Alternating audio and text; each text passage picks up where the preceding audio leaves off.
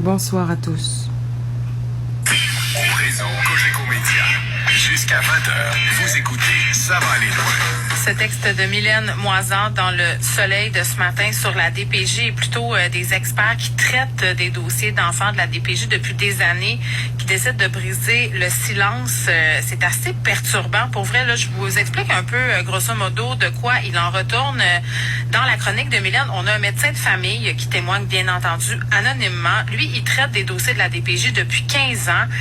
Et là, il y a eu un rapport de la Commission des droits de la personne et des droits de la jeunesse qui est arrivé à sa conclusion. Ils ont analysé 140 dossiers d'adoption de la DPJ dans le coin de la Mauricie et du centre du Québec.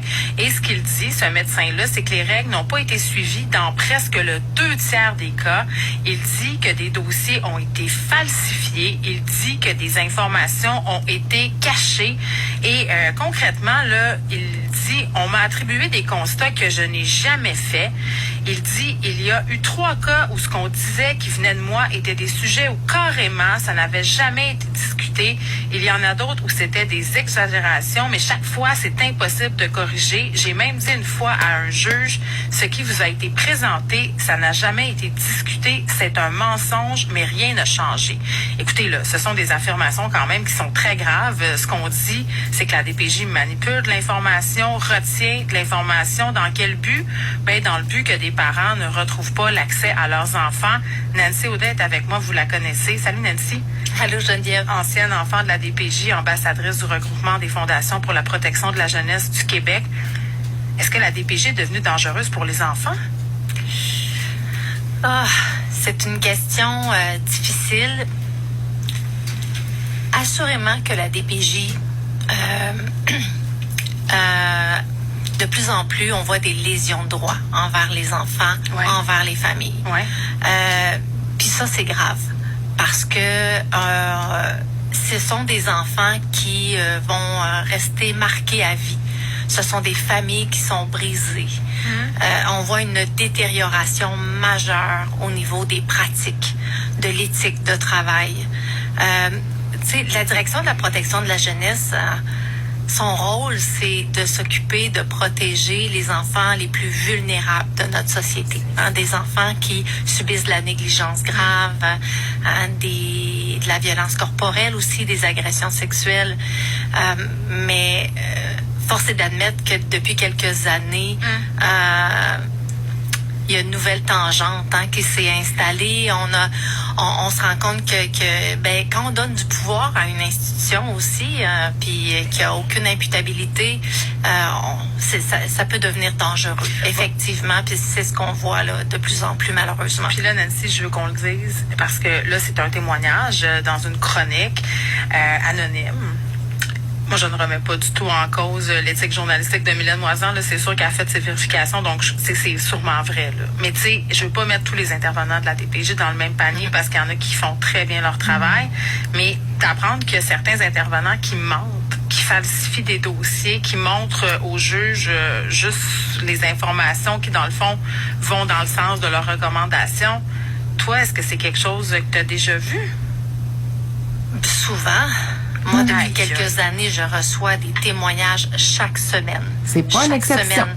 Et parfois, je reçois des témoignages, je me dis, ça se peut pas. C'est impossible. Puis, tu commences à parler avec les gens, tu reçois des informations, des notes, des preuves, puis tu commences à te dire, je pense que c'est vrai, cette histoire-là, puis c'est troublant. Pour les 140 dossiers en Mauricie, il y a une mise sous tutelle là-bas. Là, c'est grave ce qui s'est passé. Puis tout de suite, on a montré du doigt le manque d'expérience des intervenants. Ça doit être le manque d'expérience, le manque de formation. Mais moi, ce que j'ai su, puis les gens qui sont impliqués directement dans ce dossier-là, c'est que ce sont des intervenants d'expérience. Mais pourquoi ils font ça? C'est une équipe qui est là depuis des années.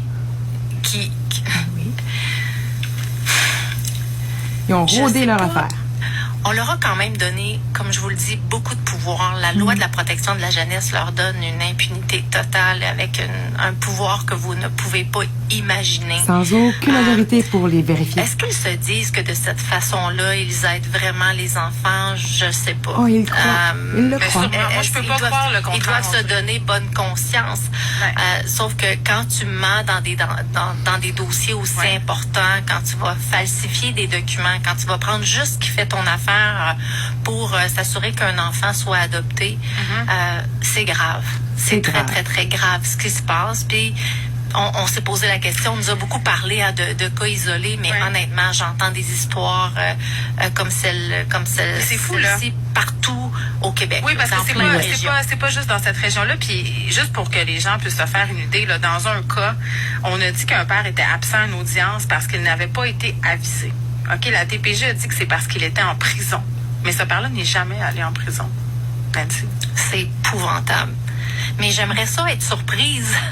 J'aimerais ça te dire que je suis surprise, mais c'est des choses comme ça, j'entends ça continuellement depuis quelques années. Ça rend un peu...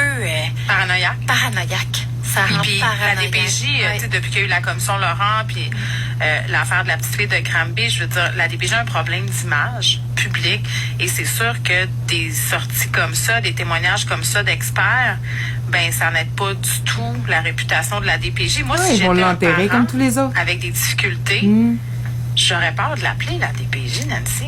Sérieusement. Ben, moi je me aussi. dirais, je l'appelle. Il y a des gens qui veulent plus appeler la DPJ. C'est fini, DPJ. Oui, parce que les gens me disent, ils vont me faire enlever mon enfant. Ben, ils vont pas chercher, parce que il y a cette peur qui s'est installée, puis je le dis, c'est pas normal qu'une institution qui est censée protéger les enfants les plus vulnérables de notre société abuse de son autant pouvoir. La peur. Moi, j'entends la peur tout le temps.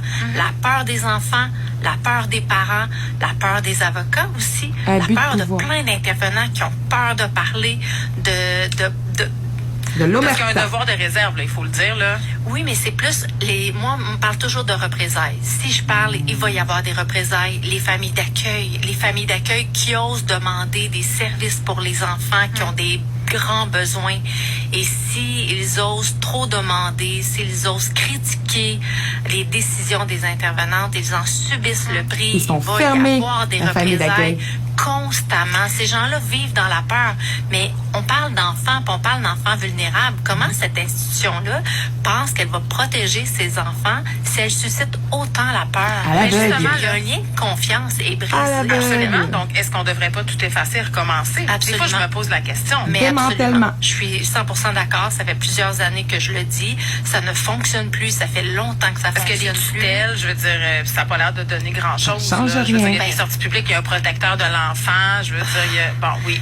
Tu sais, à Cité des Prairies, il y a eu un scandale sexuel. Il y a des éducatrices qui ont eu des relations sexuelles avec des jeunes qui étaient sous leur responsabilité. Ça fait pas longtemps, ça fait quelques mois. Mais vous savez qu'il y avait eu le même scandale sexuel dans le même centre jeunesse en 2011, puis qu'on avait dit que ça arriverait plus jamais, puis que c'était épouvantable, puis qu'on avait mis des éducatrices qui avaient pas assez d'expérience. Mais on est en 2024 et ça se reproduit encore. Donc c'est ça, c'est la roue tourne, ça continue de pas bien aller, mais au bout du compte, ce qui arrive, c'est qu'on a beaucoup d'adultes blessés qui ressortent du système en mille miettes. En mille miettes. Puis, tu sais, en pire état que quand ils sont entrés, c'est pas normal. On est supposé de les aider, de les guérir, de les aider à avoir une vie plus normale, épanouie, mais c'est pas ça qui arrive. Puis, ce sont les jeunes aussi, quand ils arrivent, ces jeunes adultes-là qui ont des enfants, la première chose qui leur arrive quand ils ont un enfant, c'est qu'ils ont la DPJ dans le bureau. Mais oui, c'est épouvantable.